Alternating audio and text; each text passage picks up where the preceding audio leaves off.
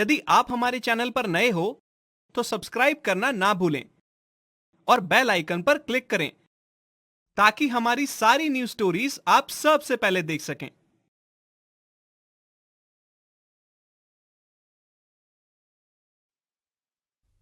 चलती शादी बीच में रुक चुकी थी।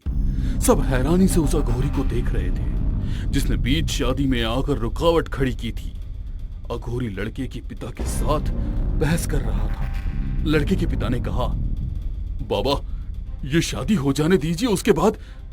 लेकिन अघोरी बीच में इनकार करते हुए बोला, तूने अघोरी को धोखा देने की कोशिश की है और अघोरी को धोखा देकर तू अपने घर में खुशियों की शहनाई बजाना चाहता है। नहीं, ये नहीं होगा। तूने ये शादी मेरे आशीर्वाद से शुरू की थी और अब ये शादी तो क्या, तेरे खानदान में आने वाली तमाम शादियां मेरे श्राप की वजह से टूट जाएंगी। इतना कहकर गुस्से में कांपता हुआ वो अघोरी फेरे के लिए जल रही आग से खुद को आग लगाता हुआ बोला, मेरा श्राप है तेरे पूरे खानदान को। तेरे खानदान में कोई भी नई बहू आएगी तो वो इस अघोरी की सेविका बनेगी और तेरा वंश बिना बहू के समाप्त हो जाएगा। अघोरी आग की लपटों में धू-धू कर जलता जा रहा था और वह जलते हुए अंगारों की तरह नई दुल्हन को घूर रहा था। अघोरी जैसे ही जलकर खाक हुआ वैसे ही नई दुल्हन दर्द से चीख रही थी और किसी को अपनी मदद के लिए पुकार रही थी। दुल्हन के नाक, कान, मुंह से राख निकल रही थी और जल्द ही दर्द से तड़पती खांसती दुल्हन ने अपने प्राण त्याग दिए और शादी का वो शहनाई से भरा माहौल मातम में बदल गया। सालों बाद एक बार फिर उसी हवेली में शादी की तैयारियां हो रही थी। अपने लिए शेरवानी वगैरह सेलेक्ट करता हुआ नीरज आज बहुत खुश था। नीरज अपनी शेरवानी लेकर अपने पिता मनोज को दिखाता हुआ बोला, पापा आपको क्या लगता है, ये बेहतर रहेगा या कोई और देखूं? लेकिन मनोज के चेहरे पर कोई भाव नहीं थे। मनोज ने नीरज की तरफ देखते हुए कहा, नीरज तुम अपनी जिद में आकर ये बहुत बड़ी गलती कर रहे हो। तुम जानते हो हमारे परिवार में शादी कर आने वाली नई बहू के साथ क्या होता है।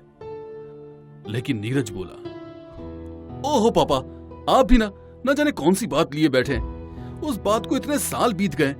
अच्छा एक बात बताइए, अगर आपको लगता है कि उस अघोरी का श्राप मैटर करता है तो इसका क्या प्रूफ है? क्योंकि भैया की शादी के बाद तो अब मैं ही शादी करने जा रहा हूं। बीच में तो किसी की शादी हुई भी नहीं, तो हम ये कैसे मान ले? और वैसे भी ना मैं इन चीजों को मानता हूँ और ना पूजा इन चीजों को मानती है। और आपकी चिंता के लिए मैं बता दूं कि पूजा कौन सा पहली बार हमारे घर आएगी, वो तो यहीं रहती है।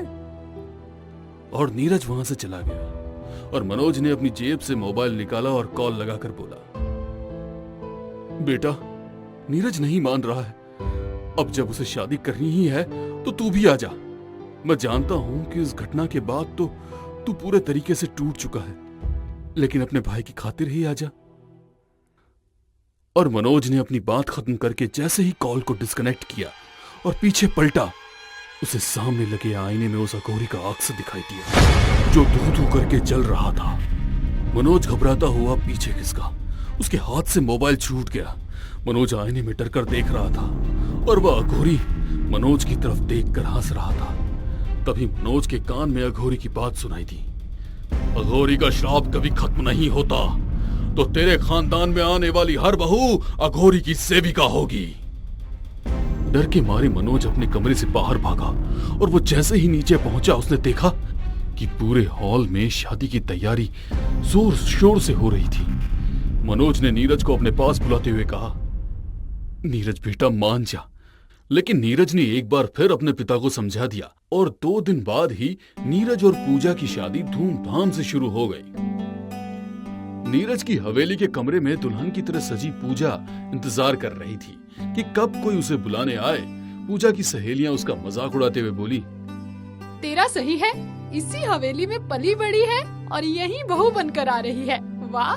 और पूजा अपना मेकअप ठीक करते हुए बोली, तुम लोग तो जानते ही हो मेरे पेरेंट्स तो है नहीं और मनोज अंकल ने मुझे पाल पोस कर बड़ा किया है। मेरे पेरेंट्स के गुजरने के बाद और क्योंकि वो मेरे लिए मेरे पेरेंट्स की तरह ही हैं, तो मैंने सोचा कि क्यों ना उनके बेटे का कुछ भला कर दूं, क्योंकि उनका बेटा नीरज कितना खड़ूस है, उसे कोई और तो मिलने वाली नहीं है। कुछ देर की हंसी मजाक के बाद पूजा की सहेलियां कमरे से चली गई। पूजा कमरे में अकेली बैठी हुई थी। तभी उसके कमरे की लाइट जलने बुझने लगी और करकर की आवाज आने लगी। पूजा लाइट की तरफ देखती हुई बोली, ओ गॉड, ये क्या इशू है? नीरज को कॉल करती हूँ, किसी को भेजेगा। पूजा अपने फोन से नीरज को कॉल करने लगी। पूजा ने नीरज को कॉल मिलाया और अपने कान से फोन लगाया। कुछ देर बाद जैसे ही कॉल रिसीव हुआ, पूजा कुछ बोलती उससे पहले पूजा के कान में चुभती हुई हंसी की आवाज आई और साथ ही कुर्राती हुई आवाज, और वो कह रहा था, हमारी सेविका अघोरी आ रहा है। अचानक पूजा को लगा जैसे मोबाइल से ही किसी ने उसके गाल पर एक थप्पड़ जड़ दिया हो। पूजा को अपने गालों पर धधकते अंगारों जैसा महसूस हो रहा था। पूजा के हाथ से उसका मोबाइल छूट चुका था। लाइट भी अब नॉर्मल हो चुकी थी। पूजा के गाल बहुत जल रहे थे। पूजा ने कांपते हुए आईने में अपने गालों की तरफ देखा तो उसके गाल पर 5 उंगलियों के निशान थे, और ये देखकर वो बहुत ज्यादा डर गई। कुछ देर में उसकी सहेलियां आई और उसे नीचे ले जाने लगी, लेकिन पूजा अभी भी डरी हुई थी और उसे समझ नहीं आ रहा था कि उसके साथ क्या हुआ। शादी की रस्म अब समाप्त हो चुकी थी और पूजा कमरे में नीरज का इंतजार कर रही थी। तभी घूंघट में बैठी पूजा बोली, नीरज कब आएगा? तभी उसके कमरे का दरवाजा खुला और पूजा ने अपने घूंघट को सही किया और अपनी आंखें बंद कर बैठी रही। धीरे धीरे चलता हुआ उसके पास आकर बैठा। पूजा को अजीब सी बदबू महसूस हुई। उसने अपने नाक पर हाथ रख के अपने मन में कहा, नीरज परफ्यूम की जगह गोबर लगाकर आया है क्या?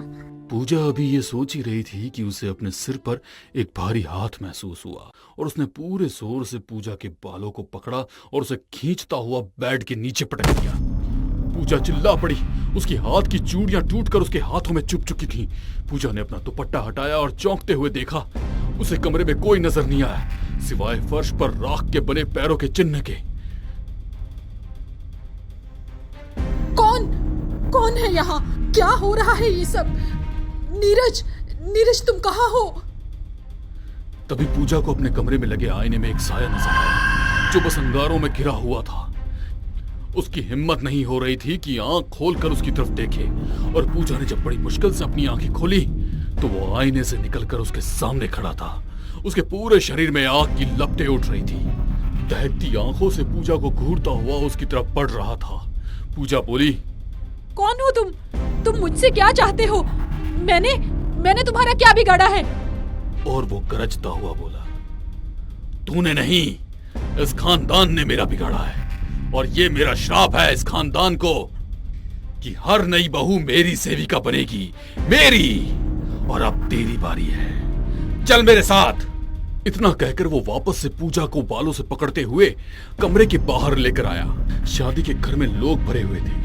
हर कोई हैरान था। हर कोई पूजा को जमीन पर घिसटता हुआ देख रहा था, लेकिन अघोरी को कोई नहीं देख रहा था।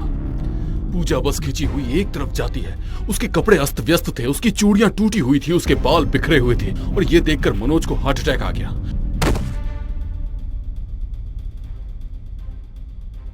अघोरी पूजा को खींचता हुआ हवेली से निकलता जा रहा था, और जैसे जैसे पूजा हवेली से बाहर जा रही थी उसका शरीर राख में बदलता जा रहा था, और फिर एकदम से पूजा दिखनी बंद हो गई क्योंकि वो पूरे तरीके से राख में तब्दील हो चुकी थी।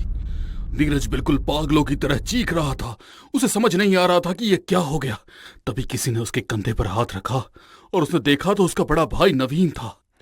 नीरज नवीन के गले लग गया और रोता हुआ बोला, भैया ये सब क्या था? नवीन ने नीरज के पीठ को थपथपाते हुए कहा, यह बहुत पुरानी बात है छोटे, उस वक्त तू पैदा भी नहीं हुआ था। पापा ने अपना बिजनेस शुरू किया था, लेकिन उनका बिजनेस नहीं चला और अचानक मां भी चल बसी।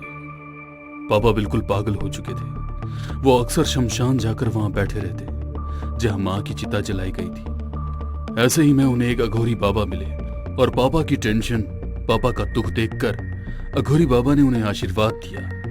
अघोरी बाबा की कृपा से हमारा बिजनेस चल पड़ा। पापा दिन दुगनी रात चौगुनी तरक्की करने लगे।